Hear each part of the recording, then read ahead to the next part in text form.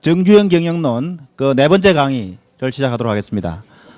오늘 강의를 담당할 저는 경영학부에서 경영학을 가르치는 강종렬입니다. 반갑습니다.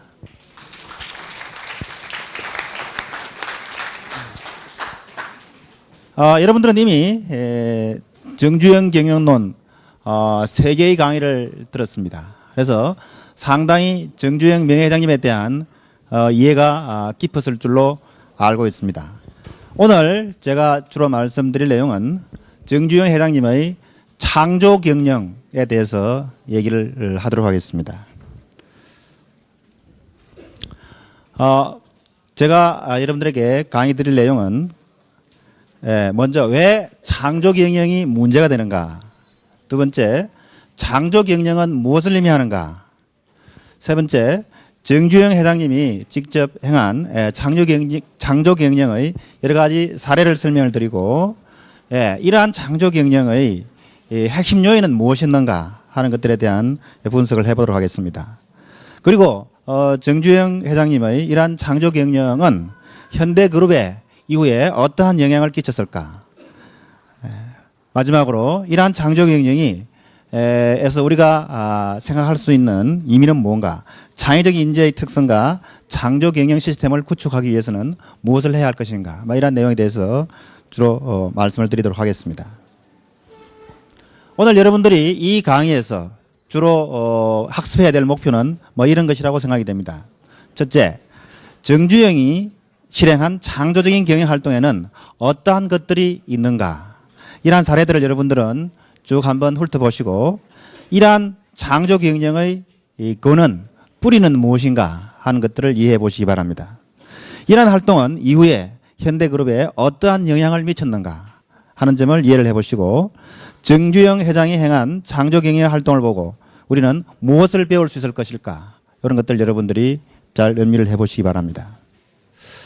우선 이 강의에 앞서서 많은 참고문헌과 자료로부터 이 강의를 준비하기 위해서 많은 도움을 받았습니다. 이러한 자료를 제공해 주신 여러분들에게 감사를 드립니다. 우선 여러분들에게 몇 가지 화면을 좀 보여주도록 하겠습니다. 우리나라 최초로 자동차 고유 모델 포니, 여러분들이 이 포니를 수출하기 위해서 선적하기 위해서 기다리는 장면들, 우리나라 최초의 이 고유 모델 포니 자동차, 상당히 좀 촌스러워 보이지만은 그 당시에 이렇게 포니에 대한 이 자동차 이 쇼를 하고 있습니다. 두 번째, 이 황량한 이 백사장을 오늘날 보는 바와 같이 이렇게 세계 제일의 이 조선소로 일군 백사장에서 이룬 기적, 이런 것들을 우리가 한번 생각해 볼 수 있겠고요. 사우디아라비아의 그 주베일 산업항공사에 실제로 공사한 장면이고요. 이 산업항공사 현장까지 이러한 자켓을 12,000km라고 하는 장장 이 대거리를 항해할 수 있는 그런 생각을 했다는 것. 물론 이 지금 그림은 그 당시의 그림은 아닙니다. 다른 그림에서 따왔습니다만은 이런 방식으로 12,000km를 항해 갔다 하는 그런 내용이고요. 그 다음에 우리가 또 한 가지 또 살펴볼 것은 이런 바다를 댐을 막아가지고서 보는 바 같은 이런 옥토로 가꾼, 개풀을 막아서 옥토로 가꾼 서산 간척 사업. 자, 이러한 일들을 하신 분들이 누구인가? 또 하나, 여러분들은 대체로 몇 년도에 태어났습니까?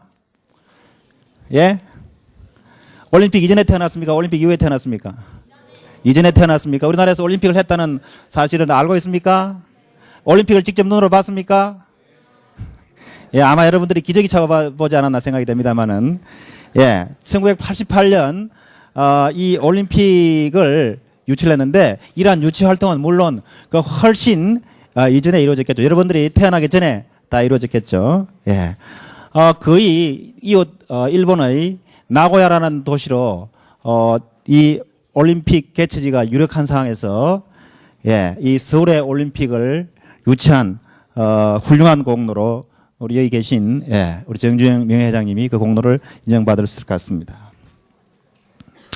자, 이러한 일들은 모두 다 처음에 시작할 때는 다 그거 안 된다, 불가능이다, 무모하다, 할 수 없다, 이런 평가들을 받았습니다만은 이러한 불가능에 도전해서 그것을 여러분들이 오늘날 보는 바와 같은 현실로 실현 가능한 현실로 바꾼 꿈의 사나이가 있습니다. 바로 그 꿈의 사나이가 오늘 제가 여러분들에게 소개해 드리려고 하는 정주영 명예회장이 되겠습니다.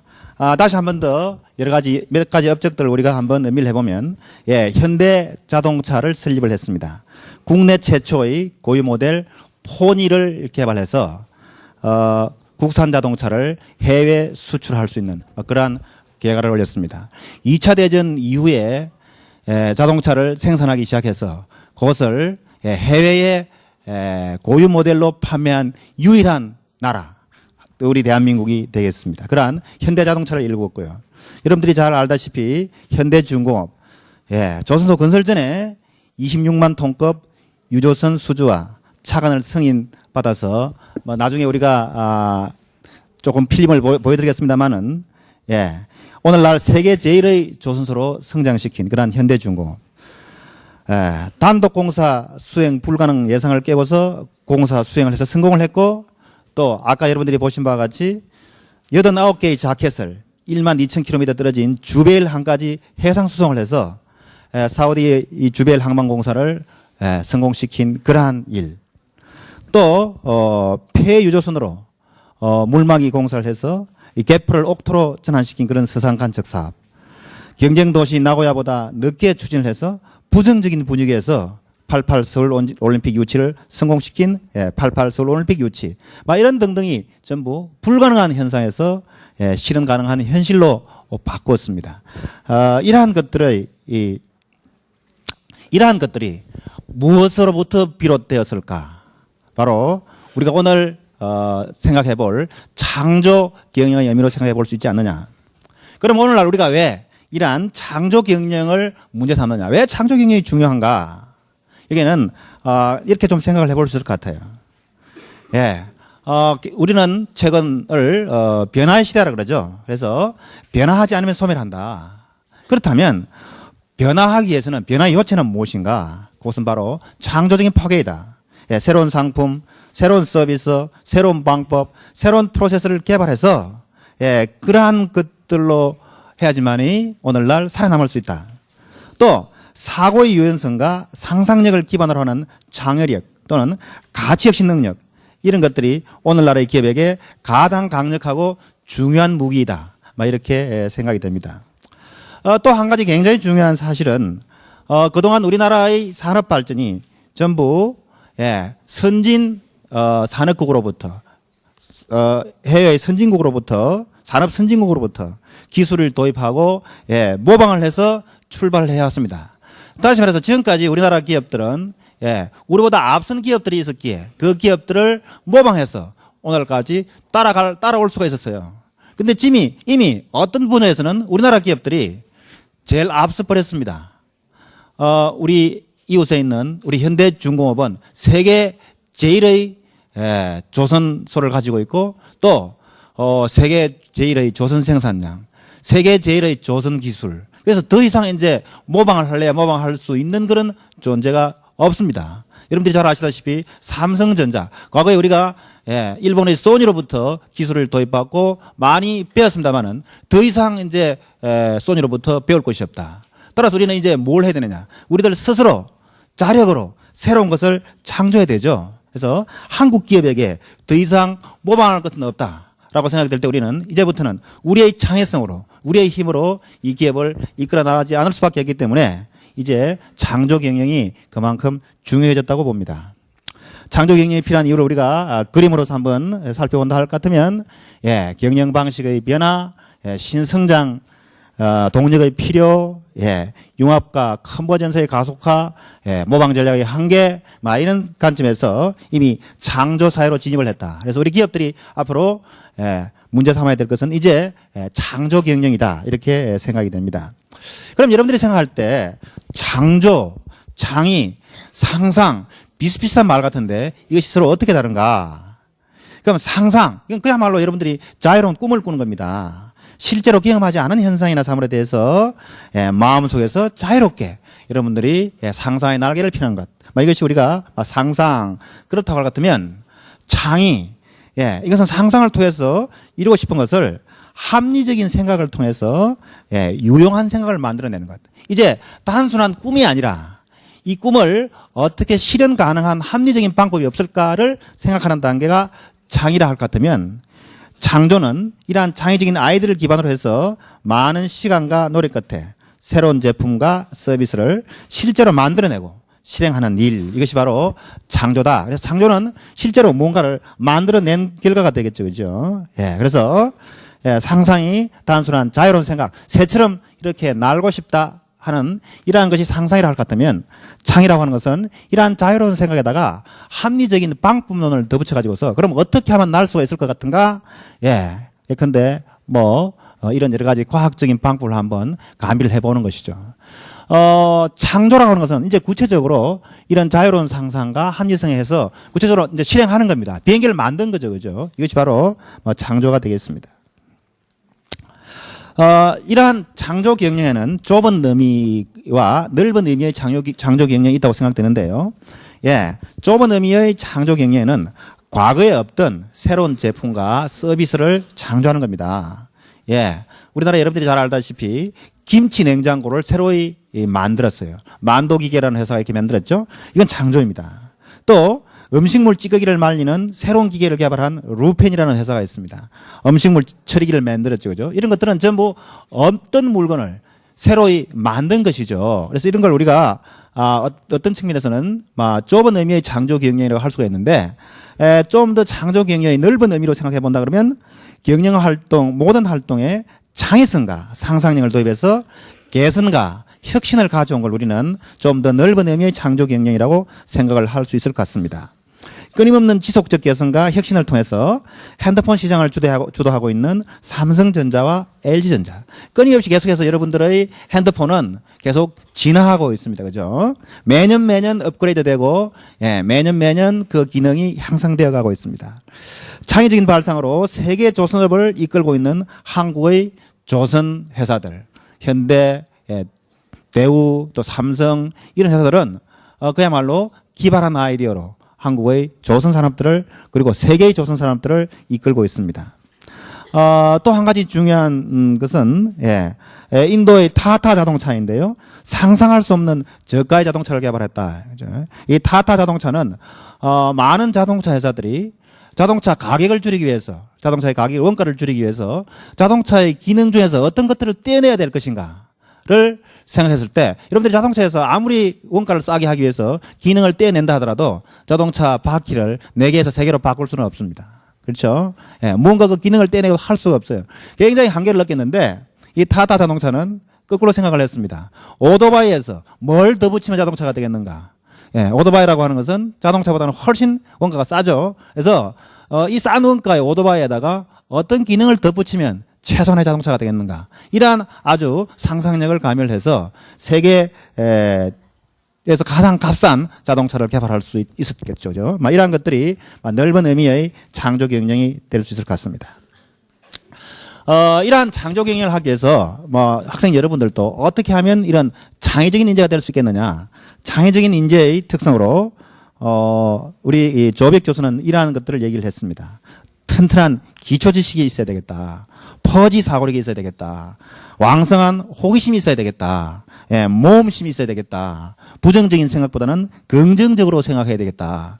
실패할까 두려워가지고서 감히 시도하지 못한다면 그 사람은 절대 성공할 수 없다. 그래서 실패 공포증에서 자유. 또 여러분들 항상 정답이 있을 것 같다. 정답이 뭘까? 정답이라고 하는 것은 반드시 존재할 필요가 없죠. 정답이 아닐 수도 있는 걸 여러분들은 계속해서 생각한다 할 것 같으면 여러분들은 창의적인 인재가 될 수 있다고 생각을 합니다. 이러한 의미에서 그래서 또 우리가 흔히 또 좌뇌, 우뇌 이런 얘기들을 많이 하죠. 여러분들이 평소에 학교에서 이 공부를 하고 뭔가 책을 읽고 합리적인 생각을 하는 것은 분석적이고 논리적이고 이성적이고 인지적이고 뭐 이런 것들은 우리가 평소에 자뇌 활동이라고 그럽니다. 그래서 과거에는 우리가 지능 그러면 주로 자뇌 활동이 중요하다고 생각을 했는데 오늘날 와서 더욱더 중요한 것은 이제 창의성, 창조성 뭐 이런 것들입니다. 이런 경우에는 분석적인 것보다는 보다 전체적으로 볼 수가 있겠고, 직관적으로 생각할 수 있겠고, 감정적인 측면, 예술적인 측면, 그래서 창의성, 상상, 막 이런 것들은 인간의 운의 활동이 담당하고 있다고 보는데, 최근에 와가지고서 창의성이 더욱더 중요해지다 보니까 이제 운의 활동이 대단히 중요하다. 그런 의미에서 우리가 운의 활동을 좀 더 발전시키자 이렇게 얘기들을 하고 있습니다. 그래서 여러분들 기업 경영은 합리적이고 이성적인 겁니까? 아니면 감성적이고 감정적인 것입니까? 기업 경영. 기업 경영을 감정적으로 해서 그 좋은 결과를 가져올 수 있겠습니까? 그래서 따라서 기업 경영을 잘하기 위해서는 자뇌가 발달해야 됩니까? 우뇌가 발달해야 됩니까? 그래서 경영학 공부를 하시는 여러분들은 대체로 분석적이고 논리적이고 이성적이고 그래서 아마 자뇌가 발달했을 수 있다고 생각을 합니다. 그런데 오늘날 기업 경영은 자뇌만 발달해서는 안 된다. 왜? 많은 경우에 상상력을 필요로 하고 통찰력을 필요로 하고 직관력을 필요로 하기 때문에 그런 의미에서 이제 운에 대한 활동도 대단히 중요하다. 그런 의미에서 볼 때 우리가 나중에 살펴보겠습니다만은 우리 정주영 명예회장이면 아주 뛰어난 상상력, 직관력 이런 것들을 가지고서 기상천외한 발상을 하고 그것들을 사업함으로써 오늘날의 성공으로 이끌었습니다. 이런 의미에서 볼 때 우리 정주영 회장님은 기본적으로 사업가이기 때문에 상당히 이성적이고 분석적이고 논리적이다. 그래서 자뇌도 발달한 반면에 또 어떤 측면에서는 운에도 발달하지 않았겠느냐 이런 생각을 할 수가 있을 것 같습니다. 자, 그렇다면 우리가 이 정주영 명예회장님의 그 창조 경영을 어디서 봤다고 볼 수 있겠는가? 여러 가지 문헌과 또 자료에서 이런 것들을 강조하고 있습니다. 첫째, 이분은 어느 누구보다도 근면 성실했다. 두 번째, 전심전력, 최선을 다한다. 또 강한 신념을 가지고 있었다. 상당히 낙관적이고 긍정적인 사고를 가지고 있었고 믿음이 있었고 자신감이 있었다. 또 모험심이 있었고 진취성이 있었고 모험을 하는데 단순히 모험을 하는 것이 아니라 그 모험을 하기 전에 치밀한 사전 분석을 했고 그것을 성공으로 이끌 수 있도록 하기 위해서 최선을 다하는 노력을 했다. 그리고 물론 이분이 성공만 하신 것은 아닙니다. 많은 실패 사례도 있습니다. 그런데 그 실패를 단순한 실패로 끝내지 않고 그 실패에서 무언가 새로운 것을 배우겠다. 그래서 많은 실패 사례에서 미래를 위해서 새로운 것을 배우는 노력. 그 다음에 직관력. 고정관념에 얽매이지 않고 사물의 본질을 단순화하고 본질을 깨뚫어보는 그런 능력이 있었다라고 생각이 됩니다. 또 우리 그 정주영 회장께서는 이러한 창조 경영을 평소에 할 수 있었던 그런 기반이 무엇이었겠느냐? 이분이 평소에 많은 문인들이나 예술가들과 가까이 했다. 왜 우리가 대체적으로 문인들이나 예술가들이라고 하는 분들은 시인이나 예술가들은 자유로운 상상력의 그러한 소유자로 알려져 있고 또 이분들은 대단히 창의적이다 이렇게 생각이 되죠, 그죠? 그래서 평소에 이런 분들을 이런 문인이나 예술가들과 가까이 하면서 그분들이 하고 있는 그러한 생각, 그분들의 상상력의 발현이 어디서 나올까 같이 울리다 보면 대체적으로 비슷한 상상력을 또는 창의력을 갖게 되지 않았나 이렇게 생각을 합니다. 그래서 각종 난간에서도 이러한 다양한 상상력을 통해서 통한 아이디어로 극복할 수 있었고 새로운 사업 진출에도 상당히 이 상상력이 발현되지 않았겠느냐 이렇게 생각을 할 수 있겠습니다. 여러분들이 이렇게 이제 말로만 설명을 하니까 상당히 지루하죠. 그래서 이제부터는 그림을 봐가면서 우리 정주영 회장께서 어떠한 창조 경영을 하시는 걸 갖다가 살펴보도록 하겠습니다. 이미 제가 결론을 다 말씀을 드렸습니다. 그죠? 이 그림, 뭘 하고 있는 것 같아요?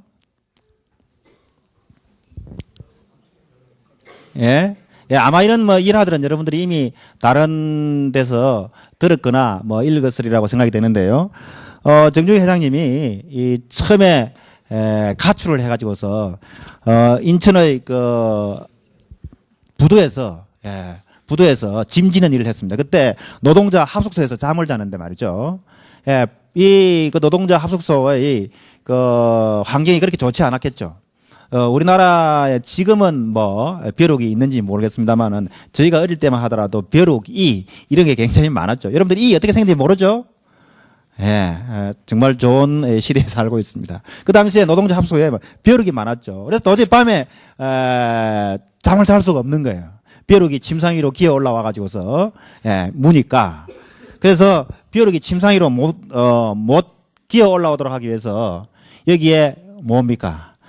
물을 담은 대야를 침상의 다리에다가 다 담아 놓으면 벼룩이 그죠? 이 침상 다리로 올라오기 위해서는 이 물에 먼저 빠지죠. 예. 그래서 벼룩이 익사하게 만드는 거예요. 그래서 이제 안심하고 이렇게 생각하고서 잠을 자고 있는데 또 한참 자고 있는데 또 무는 거예요.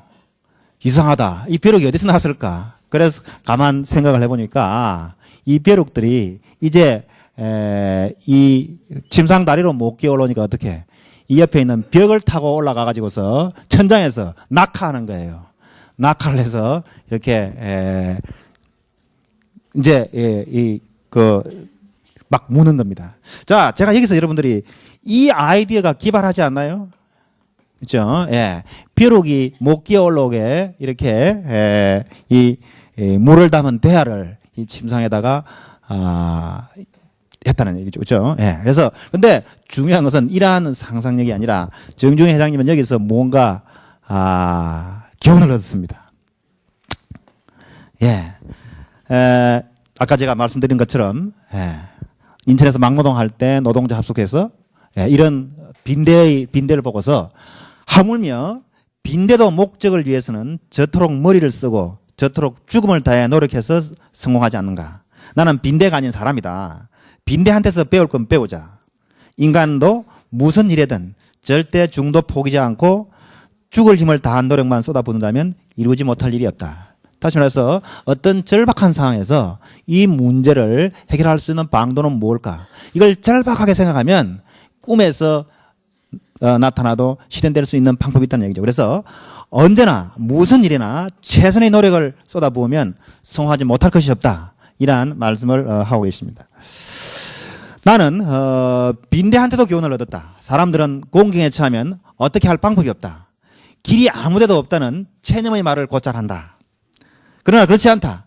찾지 않으니까 길이 없는 것이다. 빈대처럼 필사적인 노력을 안 하니까 길이 없어 보이는 것이다. 그래서 정중희 회장께서는 직원들이 최선의 노력을 다하지 않고 문제 해결의 방법이 없습니다. 이렇게 얘기하는 종업원들을 보고서는 빈대만 또 못한 놈 이렇게 꾸짖었다고 합니다. 그래서 여러분들도 빈대만 또 못한 사람이 되어서는 안 되겠죠. 자, 그 다음에 정 회장님은 어떤 일을 할 때나 이게 안 되겠지라고 하는 부정적인 생각보다는 된다는 확신, 이것이 굉장히 강했던 것 같아요. 그래서 현대 자동차 공업사 시절에 여러분들이 뭐 잘 아시다시피 우리 정 회장님은 아도 서비스라고 하는 자동차 정비소를 먼저 시작을 했다가 이걸 토대로 해서 현대 자동차 공업사, 요 자동차 정비소입니다. 이 정비소를 경영하던 시절 현대그룹의 이 모태가 된 현대건설의 이 토대가 된 현대토건사를 창업합니다. 이때 어떤 얘기를 하고 있느냐? 나는 어떤 일을 시작하든 반드시 된다는 확신 90%에 되게 할 수 있다는 자신감 10%로 완벽한 100%를 채우지. 안 될 수도 있다는 회의나 불안은 단 1%도 끼워넣지 않는다. 이러한 얘기를 합니다. 그 당시에 얘기를 조금 더 들어보겠습니다. 그 당시에 주로 이 관청에 자동차 수리를 하고서 이 수리 대금을 관청에 받으러 갔어요. 그런데 자동차 수리로서 받을 수 있는 돈은 기껏 해봤자 3, 40만 원인데 비해서 건설업을 하는 건설업자들이 받는 돈은 수천만 원씩인 것을 보고서 야, 이거 똑같이 일해가지고서 3, 40만 원 받는 것보다도 이렇게 건설업을 해야 되겠구나. 그래서 이 토건업에 진출할 결심을 합니다. 그래서, 그 당시 같이 사업을 하던 친구, 오인보라는 사람, 또, 이 매제, 김영주, 지금 여러분들이, 한국 프렌즈라는 회사 아시죠? 울산에 있습니다. 그죠? 이 한국 프렌즈의 그 회장을 하신 분입니다. 그 당시에 젊었을 때 같이 이 사업을 했죠. 그래서 이분들한테 야, 우리도 앞으로 토건업을 하자. 그 돈 많이 버는 일이다. 그렇게 얘기를 하니까 이분들이 말도 안 되는 소리라고 우리가 전혀 토건업 해보지도 않았는데 어떻게 그걸 할 수 있나고 반대를 합니다. 그때의 얘기입니다. 어떤 새로운 일에 도전할 때마다 무모하다는 말을 안 듣고 시작한 일이 없는데 자동차 수리업을 하다가 토건업에 뛰어들면서 이 무모하다라고 들었던 최초로 들었던 이 무모하다는 말이었다는 겁니다. 많은 경우에 우리 정 회장님께서는 이 무모하다, 말도 안 된다, 도저히 안 된다, 불가능하다 이러한 얘기들을 들으면서 그것을 가능하게 합니다. 그것이 배경이 뭔가 여러분들이 잘 생각을 해보시기 바랍니다. 그러나 나는 전혀 무모하다는 생각이 안 들었다. 토건업이 그렇게 생소하지도 않았다. 우선 토목 공사판에서 노동도 했었고 무엇보다도 당시의 토건업이래야 대부분 수리나 영선이 고작이었는데 까짓것 견적 넣어 수리하고 돈 받기는 마찬가지지 뭘 그래 라는 생각이 들었다. 매제와 친구는 탐탁찮은 뿌연 얼굴이었지만 나는 당장 초동 현대자동차공사 건물에 현대 토건사의 간판을 달았다. 1947년 5월 25일 현대건설의 출발이었다. 그래서 여러분들이 앞에서 보신 바와 같이 된다는 확신을 가지고서 일을 한다고 하는 것이죠. 된다는 확신. 이 된다고 한다는 확신 그것이 이 창조경영의 상당한 출발이 된다고 생각을 합니다. 그 다음에 또 많이 회자되는 내용이 뛰어난 상상력과 창의적인 발상으로 유엔군 묘역을 단장한 일이 되겠습니다. 여러분들이 잘 아다시피 우리나라에 1950년에 6.25 전쟁이 일어나고요. 참전 16개국 유엔군들이 우리나라에 참전을 했습니다. 그런데 이분들이 다 전사를 했죠. 이 전사한 군인들을 부산에 묘역을 조성을 해가지고서 그 묘역에 그 다매장을 했어요. 근데 참전한 나라들의 이 대통령을 비롯한 유명하신 분들이 이 유엔군 묘지가 조성됐다고 그러니까 시찰을 하러 오는 겁니다. 근데 문제는 뭡니까? 이게 겨울에 조성이 돼 가지고서 아직까지 잔디가 살아나지 않은 그러한 상황이었어요.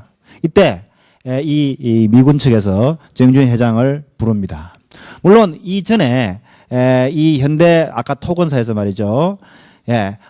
미국의 아이젠하워 대통령이 당선되고 나서 한국 전선에 시찰을 오기 위해서 한국을 방문하게 됩니다. 그런데 이분이 방문해서 이 묵을 숙소가 이 전시통에 마땅치 않았어요. 변변한 호텔이 없습니다. 근데 이분을 이 외국 사람을 초빙을 하다가 숙소를 하려고 그러면 제일 뭐가 문제가 됐느냐. 그 당시에 아마 화장실이 문제가 된 것 같아요.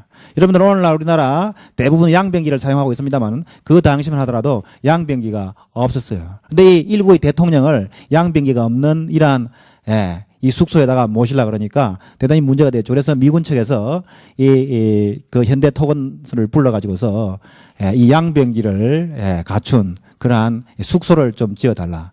이때 이 정주영 회장께서는 청계천 일대 고물상을 돌아다니면서 이러한 양변기라든지 또는 난방을 할 수 있는 난방 설비들을 고물에서 골라가지고서 그걸 가지고서 훌륭하게 그 대통령이 묵으실 수 있는 그러한 이 숙소를 공사를 완료했습니다.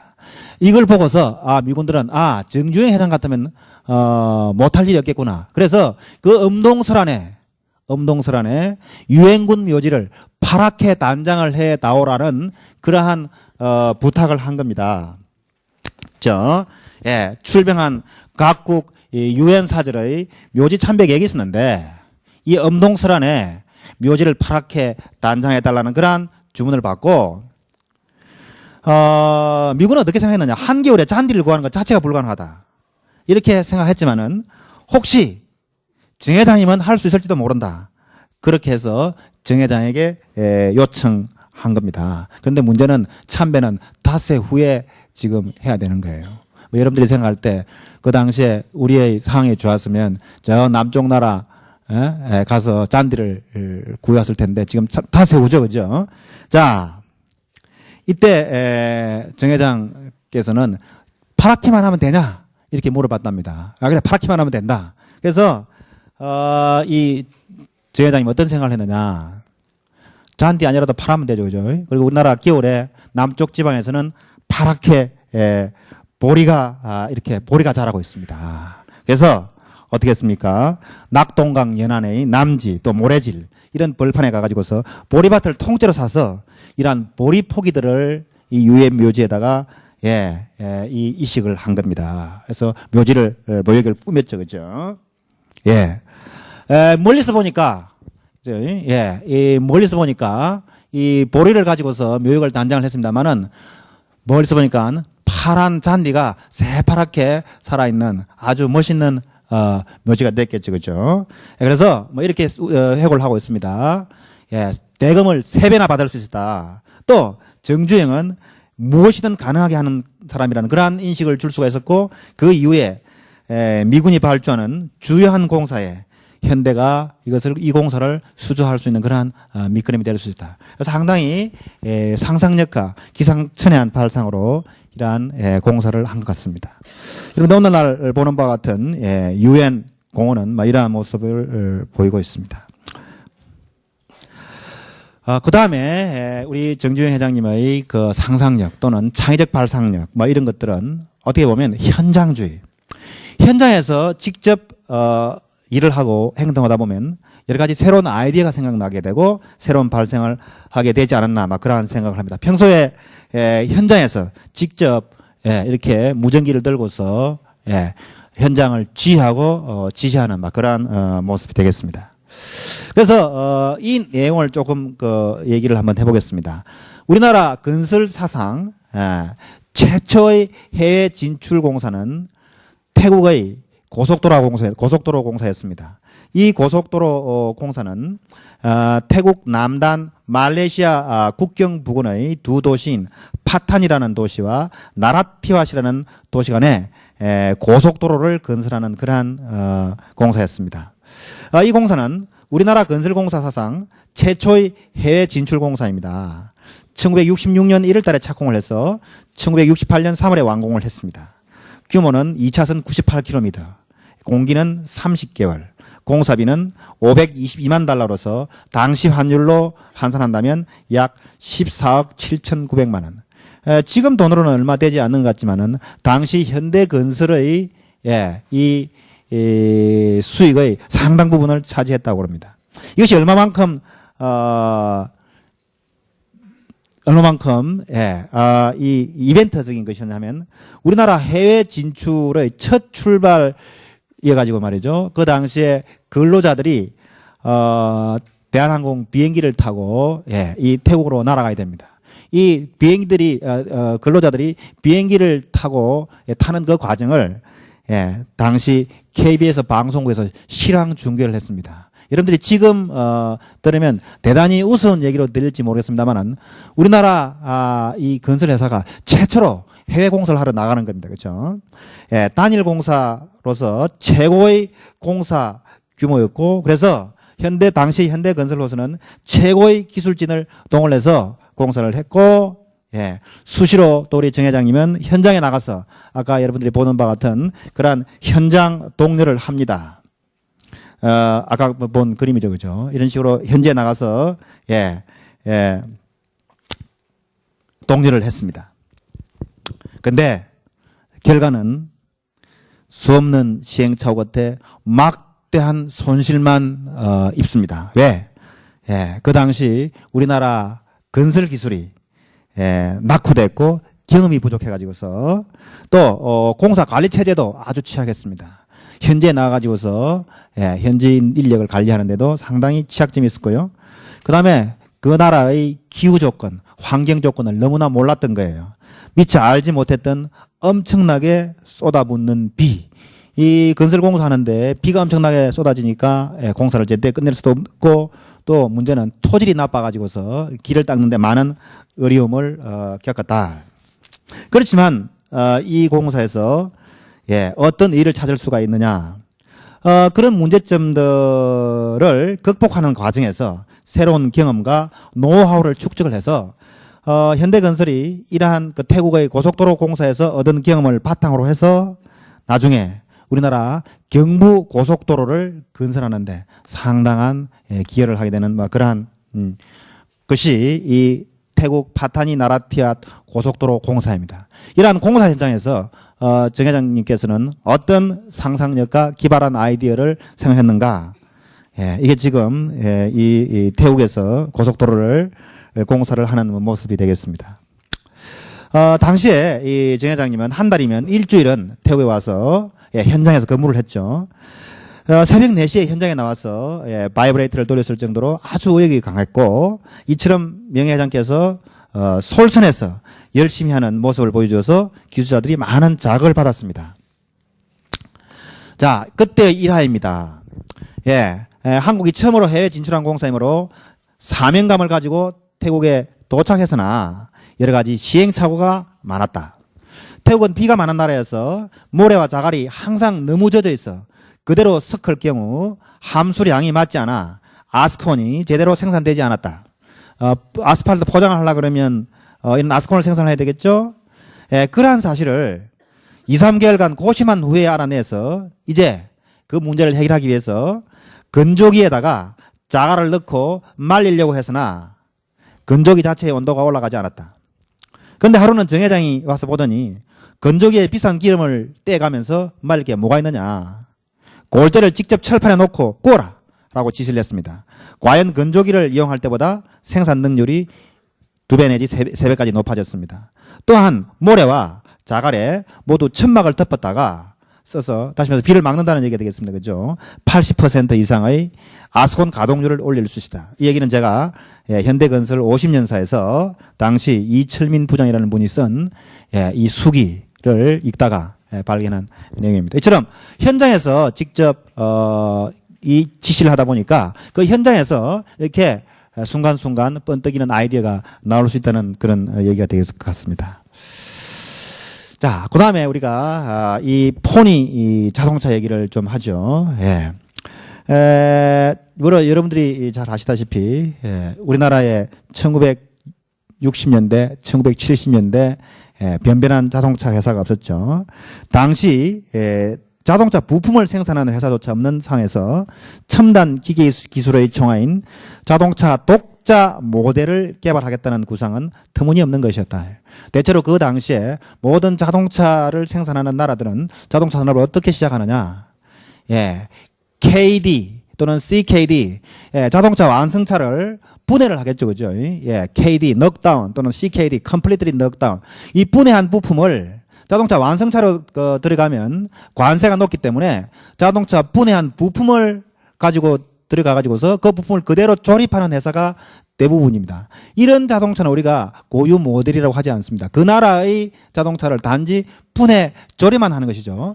고유 모델이라고 하는 것은 그 나라에서 설계부터 해서 그러한 설계에 따른 부품을 설계하고 부품을 생산하고 부품을 조립해서 자동차를 생산하는 것이 고유 모델입니다. 그렇다면 반드시 필요한 것이 자동차의 설계 능력도 있어야 되겠고 또 부품을 생산할 수 있는 그런 능력도 있어야 되는데 문제는 그런 부품을 생산할 수 있는 기업도 변변하지 못한 그러한 상황에서 이 고유 모델을 개발하겠다고 했을 때는 많은 사람들이 그것은 불가능한 일이다. 말도 안 되는 소리다. 라고 반대를 했죠. 그러면 그 당시에 왜 포드라든지 이러한 외국 승용차 회사와 합작을 하면 되는데 그리고 실제로 다른 자동차 회사들은 합작을 했습니다. 여러분들이 잘 아시다시피 대우 자동차 그 당시에 또 기아 자동차 이런 자동차 회사들은 전부 외국 회사들과 합작을 했습니다.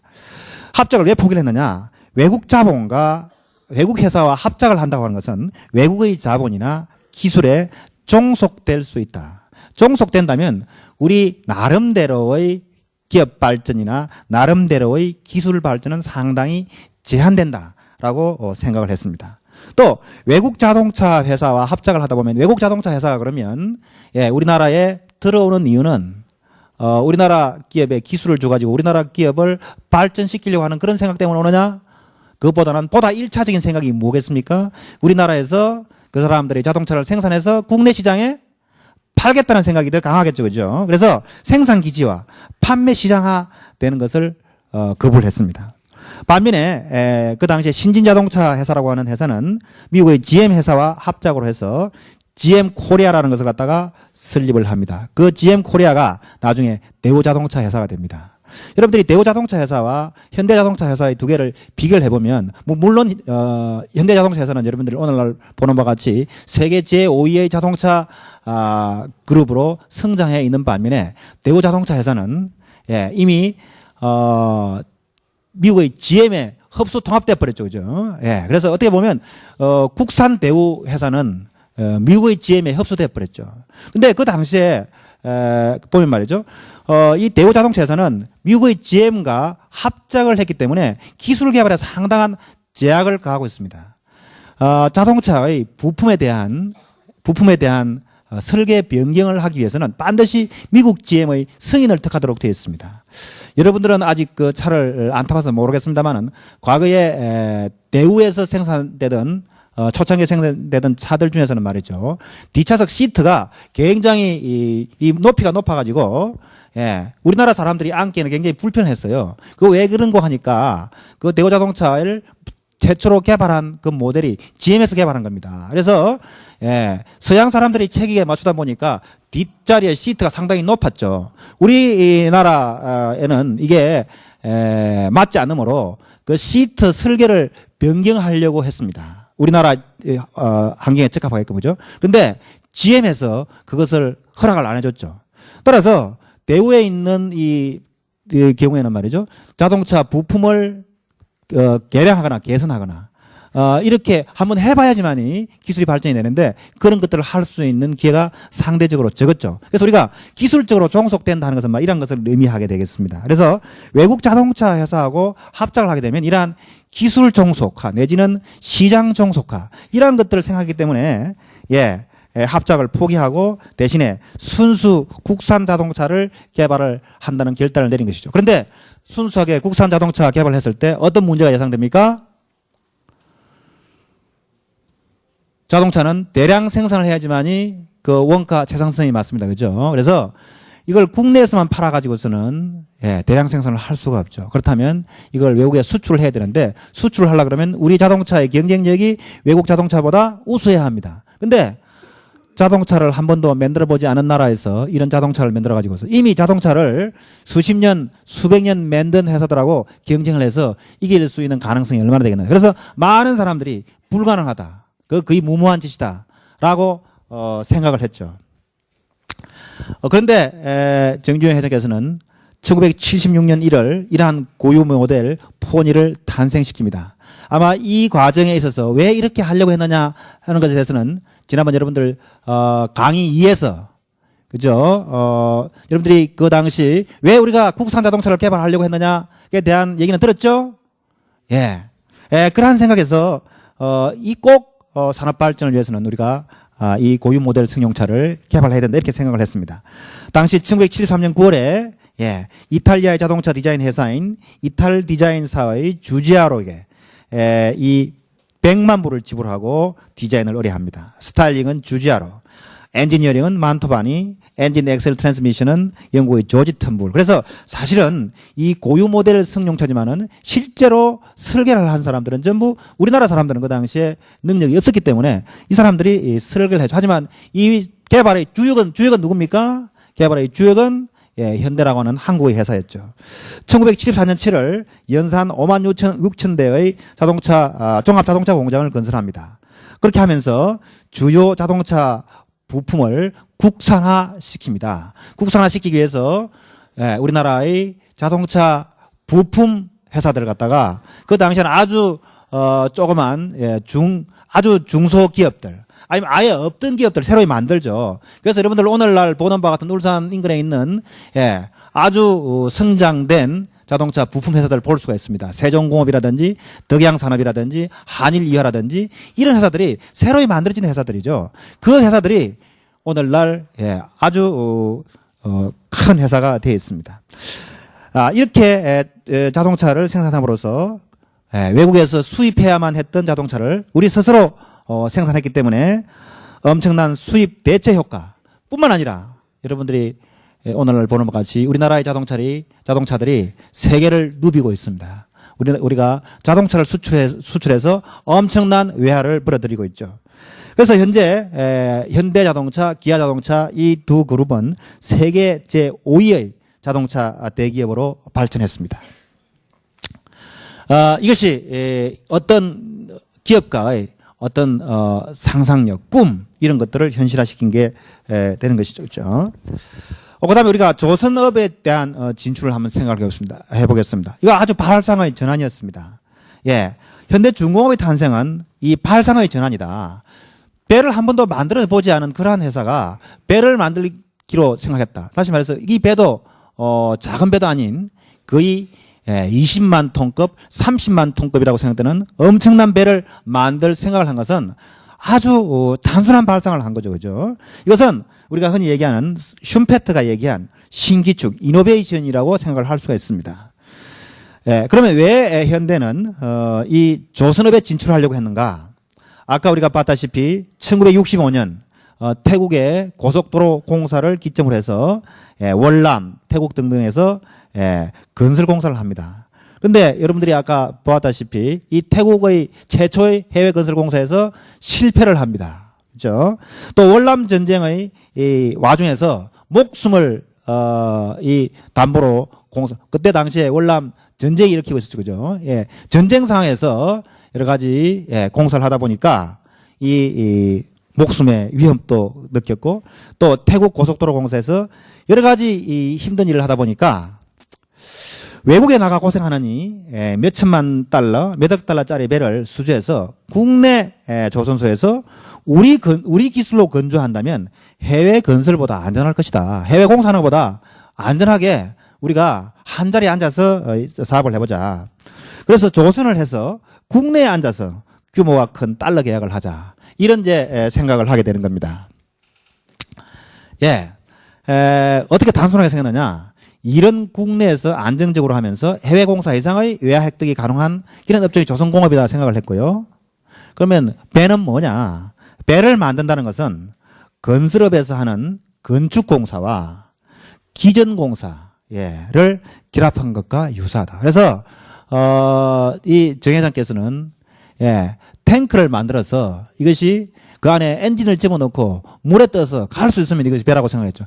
조선을 아주 하기 어렵고 복잡하고 어렵다고 생각을 했을 것 같으면 아예 안 했을 거예요. 그래서 아주 단순하게 생각을 했습니다. 그렇게 하니까 무모하게 덤벼들 수가 있죠. 그죠? 무모하게 덤벼들 수가 있겠다. 가능하다고 생각했던 겁니다. 일단 시작을 해놓고 이것을 어떻게 하면 가능하게 하는가 하는 걸 갖다가 차후에 생각을 할 수 있는 것이죠. 이용순이라는 분이 건설 저널에서 이런 글을 써놓은 걸 봤습니다. 세상 사람들이 모두 안 된다고 하는데 그는 왜 된다고 달라붙었으며 되지도 않을 소리에 억지를 부리며 덤벼들었을까? 그 현대판 신화 창출을 연출한 정주의 힘은 어디에서 나왔을까? 그 힘은 복잡한 것을 단순하게 생각하고 어려운 것을 쉽게 생각해보는 사고방식에서 비롯되었을 것이다. 너무 복잡하게 생각하고 너무 어렵게 생각하면 여러분들이 선뜻 새로운 것을 시도할 수 없다는 것이죠. 그래서 새로운 것을 시도하기 위해서는 모든 것을 단순하게 생각하는 것에서부터 시작되지 않을까 이렇게 생각을 합니다.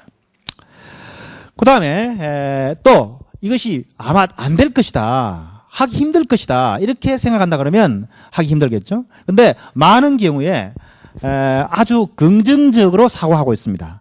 부정적인 측면을 긍정적인 발상으로 바꾸어서 가능성을 자꾸 찾아가는 겁니다.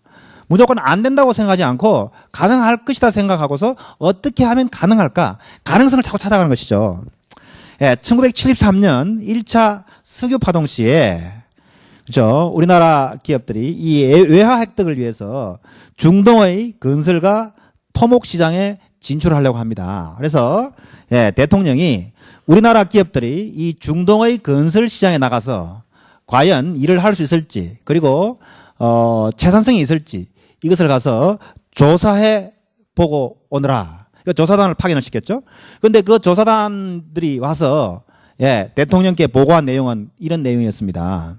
그 중동의 사막지입니다. 그죠? 물이 없고 모래뿐인 데다가 이슬람 국가라, 술이 없어 우리 노동자들이 일하기 힘들다. 우리 노동자들이 일하라 그러면 술 한잔 먹고 술을 힘에 일을 해야 되는데 그 나라 술이 없다.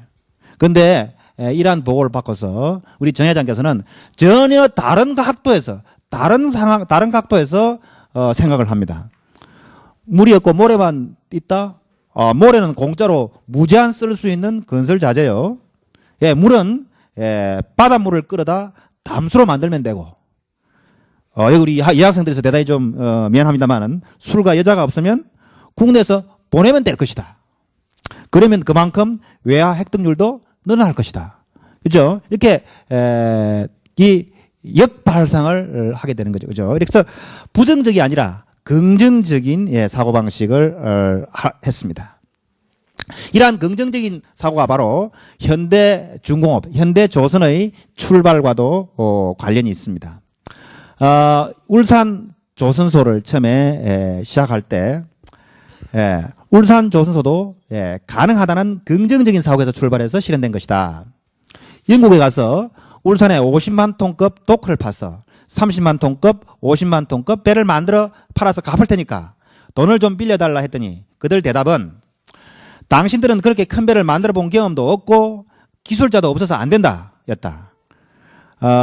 그리고 이 사람들은 또 과연 정주영 회장이 큰 소리를 치니까 과연 이 나라에서 이런 큰 배를 만들 수 있는 능력이 있는지, 현재 그 당시에 우리나라에서 가장 큰 배를 만들던 회사가 대한조선공사였습니다. 여러분들이 현재는 한진중공업으로 이름이 바뀌어 있죠. 부산에 있는 대한조선공사였는데 그 당시 대한조선공사에서는 기껏 해봤자 10,000톤급 정도의 배를 만든 거로 그렇게 생각이 됩니다만은 그 회사가 현재 배를 만들고 있으니까 그 회사에 가서 조사를 시킨 겁니다. 조사를 해보고 보니까 10,000톤급을 만드는 회사에서 우리나라에서는 20만 톤, 30만 톤급 배는 만들어 본 적도 없고 그래서 대단히 어려울 것이다. 이렇게 아마 보고서를 보낸 모양입니다. 그래서 대한조선공사를 통한 조에서 불가능이라는 그런 통보를 받았죠. 이때 우리 명예회장께서는 그 영국 사람들에게 뭐라고 얘기를 했느냐. 모든 일은 가능하다고 생각하는 사람만이 해낼 수가 있다. 만약 우리나라의 조선공사나 다른 선박업자가 이 일이 가능하다고 생각했다면 나보다 그들이 먼저 와서 돈을 빌리자고 했을 것이다. 그들은 불가능하다고 생각했기 때문에 안 온 것이고 나는 가능하다고 생각하니까 온 것이다. 불가능하다고 생각하는 사람들에게는 사람들에게 가능 불가능을 물었으니 불가능이다라는 대답이 나온 것은 당연하다. 그러나 나는 절대로 가능하다.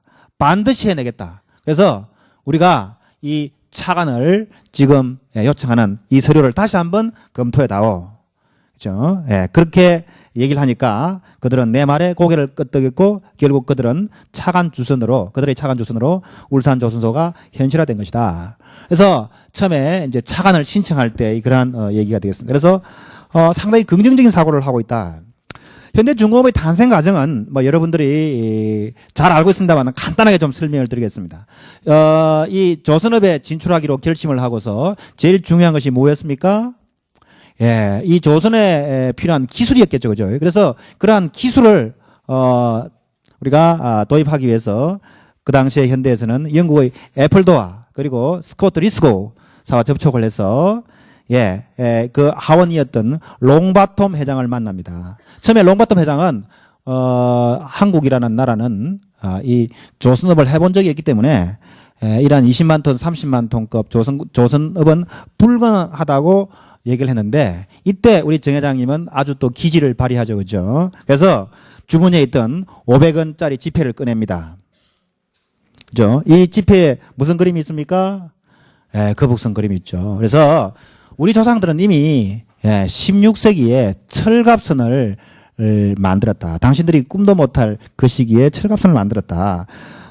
우리 조상들이 중간에 쇄국 정책을 함으로써 근대 문물을 늦게 도입하는 바람에 오늘날 우리의 이 산업비 수준이 뒤떨어졌을 뿐이지 우리 조상들은 기본적으로 이 조선을 할 수 있는 기본적인 능력이 있다. 뭐 이렇게 설득을 해가지고서 애플도어사에서 기술 도입을 받기로 그렇게 이제 약속을 합니다. 기술 도입 계약을 체결을 했죠. 그다음에 이제 문제는 뭡니까? 조선소를 지을 차관을 신청을 해야 되겠죠, 그죠? 그래서 이 차관을 제공받기 위해서 역시 이 롱바텀 회장이 주선을 해서 영국의 이 바클레이 은행에 차관 신청을 합니다. 다시 말해서 차관 신청을 합니다. 차관 신청을 할 때 반드시 우리가 이 차관을 가지고서 조선소를 짓고 그 조선소에서 선박을 지어 가지고서 이 선박을 지어서 팔아서 원리금을 갚겠다. 뭐 이런 내용이 되겠죠, 그죠? 그래서 그 사업계획서에 이런 내용이 적혀 있습니다. 우리는 건설업에 오랫동안 종사해 왔다. 따라서 우리는 조선을 할 수 있는 기본적인 실력을 갖추고 있다. 그리고 또 영국의 애플도어사에서 조선의 기본 기술은 주기로 했다. 그렇죠? 그래서 우리에게 이 차관을 주면 우리는 조선을 해서 돈을 갚겠다. 그래서 이제 아까 여러분들이 그 설득한 것처럼 요 바로 앞에서 설득한 것처럼 그죠? 이 바클레이 은행에서는 이 차관을 주기로 그렇게 했어요.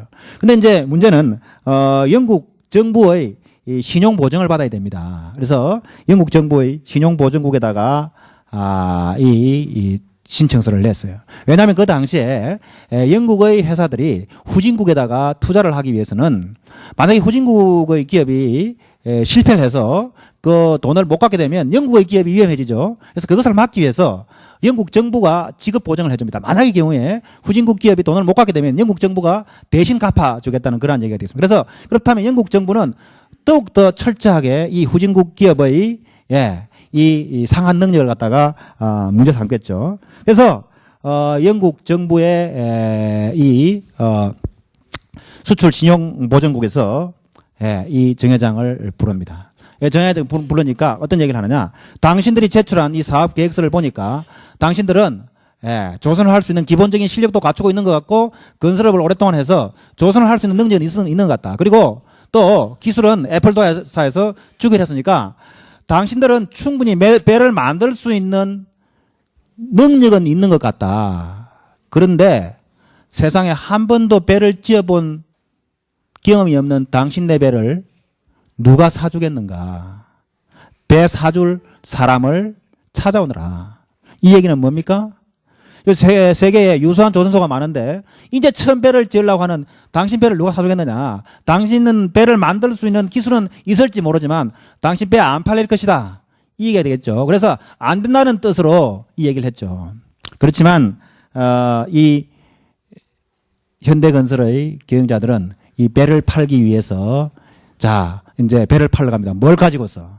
그 당시에 이곳에다가 우리가 조선소를 지을 겁니다. 이 그 미품 안의 우거진 잡초에 초가지 몇 다까지 써 있는 그런 백사장을 배경으로 한 흑백 사진 한 장, 또 그 당시 그 지역의 5만 분의 1 지도 한 장, 그다음에 애플도어사에서 빌린 26만 톤급 유조선 기본 도면 한 장, 이걸 들고서 배를 팔러 다닌 겁니다. 그 얘기를 우리 직접 한번 들어보시도록 하죠. 그 5만 분의 지도, 그다음에 그 조선소 지켜다 백사장 사진, 그걸 들고 가서 당신이 배를 사줬다는 증명을 가지고 영국정부 승인을 받아서 영국정부에서 차관을 얻어서 기계를 사주기 위해서 여자 조선소 기사 4배를 냈는데 그거 사야 되는